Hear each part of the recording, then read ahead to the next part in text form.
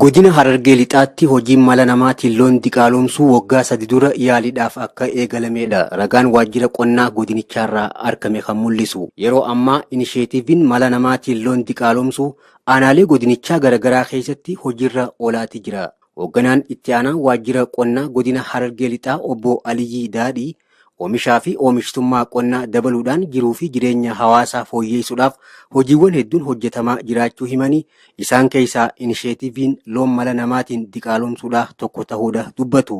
Sanyii loon Booranaa, loon Jersiitii fi Hoolastijiyaan ja'aman diqaalomsuudhaan baay'isaa jiraachuus ni dubbatu. Sanyii amma kennaa jirru kanaan wal qabatu aanaa keenya hunda keessatti kan hojiin kun hojjetamaa jiru sanyii gosa 3 kan kennamaa jiru.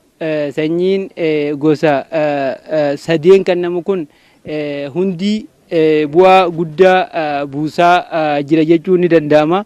Akka godina Harargee lixaatti aanaan Xuulloo mala namaatiin loon diqaalomsuutiin hojii fakkeenyummaa qabu hojjechaa jiraachuus ragaa waajjira qonnaa godinicharraa argameni mul'isa. Bulchaan aanaa Xuulloo obbo Sufiyaan Ahmad inisheetiivii aannan loonii fooyyessuudhaaf hojjetamaa jiru milkeessuudhaaf hojiiwwan garaagaraa hojjetamaa jiraachuu himanii deeggarsa barbaachisu hunda taasisan ta'uu fi hawaasnis gorsa ogeeyyii fudhatanii itti fayyadamuu akka qaban dhaaman. Uummanni keenya ergaa ogeessi kennuuf fudhatee loon isaa sanyii fooyyessuu, loon isaa aannan fooyyessuudhaaf akka deemu hedduu irratti hojjechaa jira. Hoogganaan waajjira qonnaa aanaa Xuulloo obbo Shamshaddiin Usmaan gama isaaniitiin mala namaatiin loon diqaalomsuutti fayyadamuun oomisha aannaniitii fi foonii fooyyessuudhaaf gahee olaanaa kan qabu ta'us ni dubbatu. Yoo xiqqaate bara kanaaf loon 11,000 mala namaatiin diqaalomsinee karoorfanne isa kan ammas turtii ji'a takkaa keessatti keessaanii baan abdii jiru qabnaa jechuudha. Qonnaan bultoonnii fi ogeeyyiin fayyaa beeladaa dubbisnees yaada itti aanu kana nu laatan.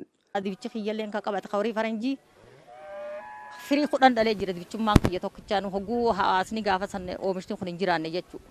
Akkasumaan immoo ifa baaneeti waan tadaraajaanii nuti amakuudhaan ijaaramnee aannan san gurgurannee fooyyooynee akka harka namaan eeggannee jireenya keenya jijjiiruu barbaannaa.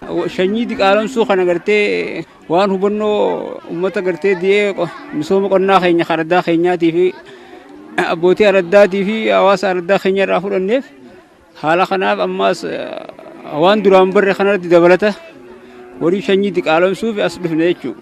Faayidaan isiin qabdu wariin duraan qabnu suni aanan isaan qaban daa'ima keenyaa oguu daa'ima biraa kutuu dadhabuudhaan rakkoo addaatiitu waruma ba'umaa fi wanni mudhii nu kuttu malee waa takka bakka nu fayyaduu dadhabuu isaatiitu bakka kanarraa barnoota fudhannee jechuudha. Bakka san haala diqaalomsinee amma gartee barree kanaa fi kaduraanii san garaagarummaa guddoodha qabanii jechuudha.